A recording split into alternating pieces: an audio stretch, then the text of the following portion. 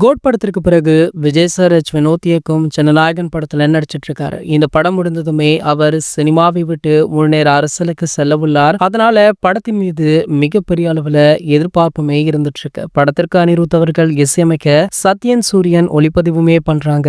KVN production இந்த படத்தை மிக பிரம்மாண்டமாக தயாரிச்சிருக்காங்க. படத்துல கதாநாயகியாக பூஜா ஆக்டே நடிக்க முக்கிய வேடங்கள்ல மமிதா பைஜு, பிரகாஷ் ராஜ், பாபி தியோல் உள்ளிட்ட பல செலிபிரிட்டிஸ் நடிக்கிறாங்க. கடந்த ஆண்டு இறுதியில இந்த படத்துடைய ஷூட்டிங் ஸ்டார்ட் ஆச்சு. சென்னை பனையூர்ல உள்ள ஸ்டூடியோவில் முழு படமுமே படமாக்கப்பட்டிருக்காம். அடுத்த ஆண்டு ஜனவரி 9 இந்த படம் ரிலீஸ் ஆக உள்ளதாக அறிவிக்கப்பட்டிருக்கு. இந்த நிலையில தீபாவளியை முன்னிட்டு விஜய் சாருடைய குரல்ல அனிருத் இசையில உருவாக்கி உள்ள முதல் பாடல் ரிலீஸ் ஆக உள்ளதாக சொல்லப்படுது.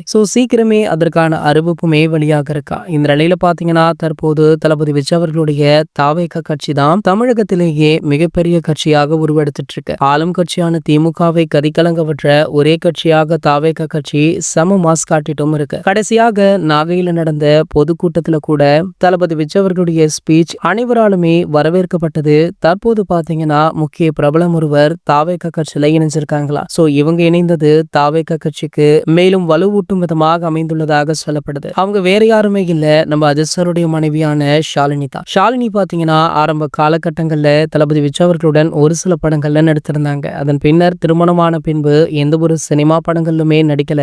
தற்போது பாத்தீங்கன்னா குடும்பத்தை கவனித்துக் கொண்டு அவங்க நேரத்தை செலவழிச்சிட்டு இருக்காங்க. இந்த நிலையில தற்போது தளபதி விஜய் அவர்களை சமீபத்துல மீட் பண்ணிருக்காங்களா. இவங்களுடைய சந்திப்பு கண்டிப்பாக அரசியல் ரீதியாக இருக்கும் அப்படின்னு சொல்லப்படுது. ஆனால் அரசியலுக்கும் நம்ம இயக்கவர்களுக்குமே எட்டாத தூரம் அப்படின்னு அவர் அண்மையில ஒரு அறிக்கை கூட வெளியிட்டிருந்தாரு. இந்த நிலையில ஷாலினி அவங்க தாவைக்க கட்சியில இணைவாங்களா மாட்டாங்களா அப்படின்றது ஒரு கேள்விக்குறியாக இருக்கு. வெயிட் பண்ணியுமே பார்க்கலாம். இது போன்ற செய்திகளை பற்றி நீங்க உடனே தெரிஞ்சுக்க நம்மளுடைய சேனலை மறக்காம சப்ஸ்கிரைப் பண்ணிக்கோங்க.